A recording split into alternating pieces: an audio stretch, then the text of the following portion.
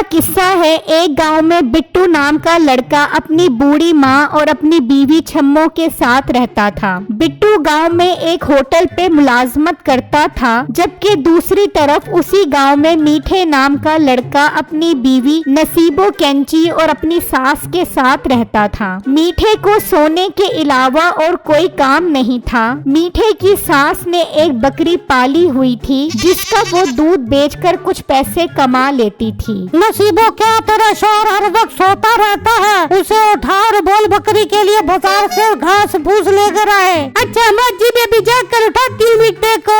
फिर नसीबो मीठे के पास आती है। अरे मीठे, उठ जा, क्या तू हर वक्त सोता रहता है? जा बाजार से बकरी के लिए घास फूस लेके आ। और मोटी नाक वाली औरत, तू और तेरी माँ तो मेरी नाक को ही लड़ गए हैं। तेरी माँ की बकरी जितनी कमजोर हो गई है, उसे घास की जरूरत नहीं, कसाई की जरूरत है। उसे ज़िबा करवा के कुछ गोश्त तो खाने को मिल जाएगा। मीठे, क्या तू ओल फोल बक रहा है? मौजी ने सुन लिया तो तेरी खैर नहीं। चल उठ जा, जाके घास लेके आ। अच्छा जाता हूँ। एक तो तुम लोग सुकून से सोने भी नहीं देते। फिर नसीबो और मीठा बाहर आ जाते हैं। लाओ सासू माँ, घास के पैसे दो ताकि मैं घास खरीद कर आऊँ। हाँ, कैसा दबाद है? सास से पैसे मांगते हुए तुझे शर्म नहीं आती? एक काम कर, बकरी को साथ ले जा और खेत से इसे घास फूस चरा करा। हाँ मीठे, मजी ठीक बोल रही है। किसी के खेत में ले जा, उसे तुला के घास खिला के लेके जब तक मोटी न हो जाए। फिर मीठा उस बकरी को लेकर निकलता है, जबकि दूसरी तरफ बिट्टू होटल पर काम कर रहा होता है। तो गांव का थानेदार होटल पर आता है। लड़के, काम करे, 1 किलो बकरे की कढ़ाई और 10 रोटियां पैक कर दे। ठीक है साहब जी, मैं भी पैक करके देता हूँ। फिर बिट्टू उसे पार्सल देता है। साहब जी, आपके पूरे 1500 रुपए हो गए हैं। ओ तेरी बत्तू, मुझे पुलिस ऑफिसर से पैसे मांगेगा? मुझे काम कर, बंद करवाने का होटल। ये सब माजरा देखकर होटल का मालिक वहाँ पर आ जाता है। क्या हुआ साहब जी, आप बहुत गुस्से में लग रहे हैं। तेरे मुलाजिम की इतनी हिम्मत के मुझसे पैसे मांग रहा है। तेरा तो मैं होटल बंद करवाता हूँ। इंस्पेक्टर साहब, लड़के से गलती हो गई, खुदारा होटल बंद मत करवाना। इस लड़के को जब तक सजा नहीं मिलेगी, से माफी नहीं मिलेगी। पुलिस साहब, आप चाहते क्या हो बताओ। ये लड़का मुझे आज के बाद नजर नहीं आना चाहिए। अभी के अभी से नौकरी से फारग कर।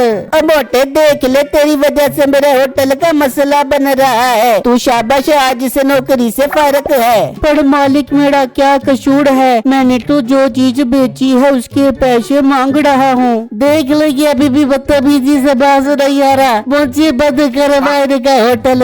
नहीं पुलिस साहब, ऐसा मत करना। चल मोटे, तू निकल, होटल से निकल।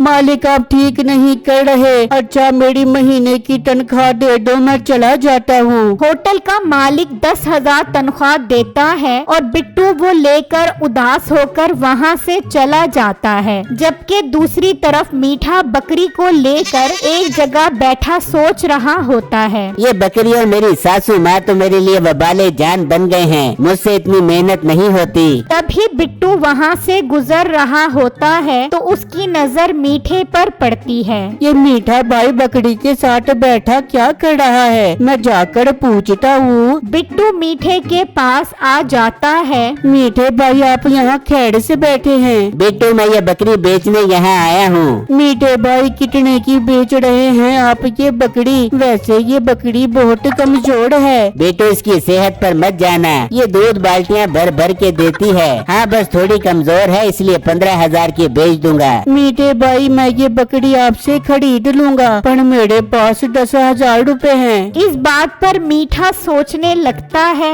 10,000 इस बकरी के काफी अच्छे पैसे हैं। ये पैसे सासू माँ को दूंगा तो वो खुश हो जाएगी और मेरी इस बकरी से जान भी छूट जाएगी। क्या सोच रहे हो मीठे भाई? कुछ नहीं, मुझे 10,000 रुपए में सौदा मंजूर है। फिर बिट्टू 10,000 देकर वो बकरी वहाँ से ले जाता है और मीठा खुशी खुशी घर आ जाता है। मीठा, ये क्या तू अकेला क्यों आ गया और मेरी बकरी किधर है? मीठा खुशी में 10,000 दिखाता है। सासू माँ, तुम्हारी कमजोर बकरी मैंने पूरे 10,000 की बेच दी है, अब तो खुश हो। हाँ, मैं उस इंसान, ये तूने क्या कर दिया? उसका दूध बेचकर तो मेरा गुजारा होता है। तू मेरी बकरी ला कर दे, वरना मैं तुझे मार मार के गंजा कर दूंगी। मीठे माजी बहुत गुस्से में है, जा बकरी वापस लेके आ। बेगम वो बकरी तो अब वापस नहीं मिल सकती। सासू माँ अब ये 10,000 रूपए लो और फिक्र मत करो, अब से आपका सारा खर्चा मैं करूँगा। ला दे 10,000 रूपए और जाकर कोई काम धंधा ढूंढ। फिर मीठा 10,000 देकर वहाँ से चला जाता है और उस जगह पर आकर बैठ जाता है। ऐसा क्या काम करूँ जिसमें पैसे आ सके, नहीं तो सासू माँ मुझे मार मार के गंजा कर देगी। मीठा सोच में होता है तो उसे एक आइडिया आता है। क्यों ना मैं लोगों की शादियाँ करवाऊँ, इसके पैसे भी अच्छे मिल जाते हैं। हाँ, मैं यही काम शुरू करता हूँ। जबकि दूसरी तरफ बिट्टू वो बकरी लेकर घर आ जाता है और अपनी माँ और बीवी को सारी बातें बता देता है, जिसे सुनकर वो बहुत दुखी हो जाते हैं। बेटा अब हम गुजारा कैसे करेंगे? माँ जी, हम इस बकरी का दूध बेचकर गुजारा कर लेंगे। पर बिट्टू ये बकरी तो काफी कमजोर है, ये दूध नहीं दे पाएगी। बेगम मुझे पूरी उम्मीद है अगर हम इसकी अच्छे से देखभाल करें तो ये जल्दी सेहतमंद हो जाएगी और अच्छा दूध देने लग जाएगी। बिट्टू ठीक है, हम इसका अच्छे से ख्याल रखेंगे। फिर अगला दिन होता है और मीठा शादी दफ्तर खोल लेता है तो एक आदमी वहाँ पर आता है। इस दफ्तर पर तो मेरी आज ही नजर पड़ी है, लगता है आपने नया दफ्तर बनाया है।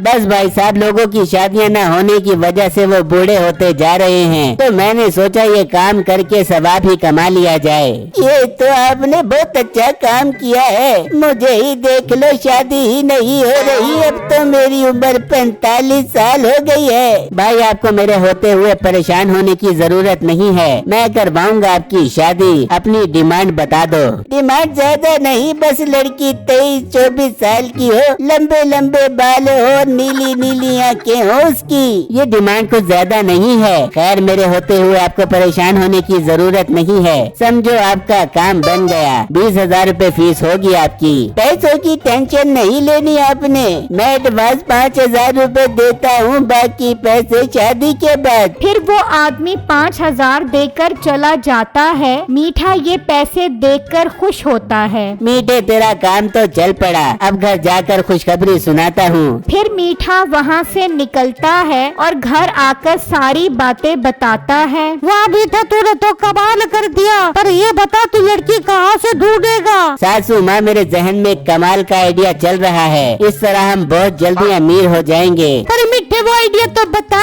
हम शादी के नाम पर लोगों से एडवांस पैसे लिया करेंगे और सासू माँ आपको घूंघट पहनाकर बिठा दिया करेंगे। जब आप रुखसत होकर दूसरे घर जाओगी तो घूंघट उठाने से पहले मौका देखकर भाग आना। ये सिलसिला हम जारी और सारी रखेंगे, देखना पैसा ही पैसा होगा। मीठा, तेरा दिमाग खराब तो नहीं हो गया? मुझसे इस उम्र में क्या काम करवा रहा है? माजी कुछ नहीं होता, आप मान जाओ, हम अमीरों कबीर हो जाएंगे। देख लो, तुम मरवा ना देना। दूसरी तरफ छम्मो ने बकरी का ख्याल रखा, जिसकी वजह से वो सेहतमंद हो गई और दूध भी ज्यादा देने लग गई। उन्होंने दूध बेचना शुरू कर दिया, जिससे उनके पास अच्छे पैसे आने लग गए। जबकि मीठा प्लानिंग के मुताबिक सास को घूंघट करवा कर बिठा देता है और वो आदमी बारात लेकर आ जाता है। मीठे साहब, लड़की का घूंघट तो उठाओ ताकि मैं इनकी खूबसूरती का दीदार तो कर सकूं। भाई, ये लड़की शरई पर्दा करती है, अब आप अपने घर जाकर ही घूंघट उठा सकोगे। वाह, शरई पर्दा, ये तो बहुत अच्छी बात है। चलो फिर जल्दी रुखसती करते हैं। ठीक है, मेरे बकाया 15,000 रूपए दे दो। वो आदमी 15,000 देता है और दुल्हन लेकर घर आ जाता है। आज से आप मेरी शरीके हयात हो, अब मुझसे क्या पर्दा। चलो अब अपना हुस्न दिखाओ। पहले आप मुँह धोकर फ्रेश हो जाए, फिर हुस्न भी देख लेना।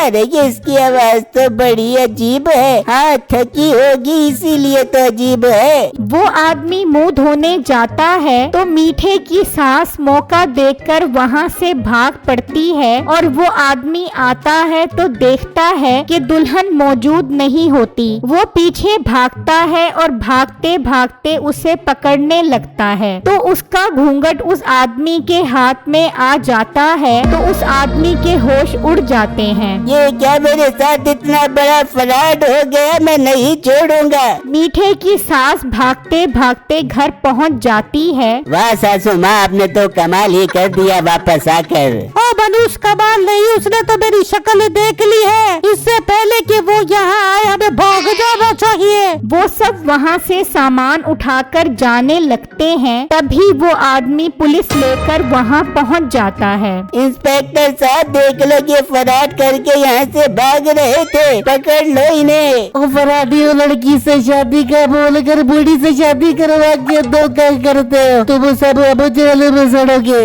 फिर पुलिस वाले उन्हें जेल में बंद कर देते हैं।